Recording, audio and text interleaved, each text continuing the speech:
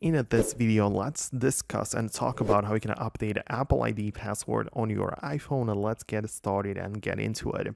So it is relatively a simple process because all you have to do is to open up the settings app on your phone, then tap on your name at the top right there, and then click on the sign in and security. This is a section where you can browse your email and phone numbers and some security things. And inside of the security section, you can find the change password button, which if you click on it, it gives you the ability to change it, right? You might be asked to type in your iPhone passcode to ensure that it is you, but it will essentially ask you to choose a new secure password that you will remember.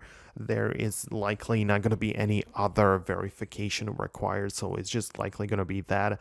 So you can just type that in and your new password will be saved. Also, there is a possibility that there is going to be like a security delay, meaning that it will tell you that you can change the password, but you will need to wait an hour or so to ensure more security, but you essentially do it through this section all the time. So that's it. That's how it works. Please let me know below in the comments if you manage to do it and if you figure it out. Subscribe so you never miss videos like this one in the future. I'm going to catch you in the future uploads. Thank you for watching.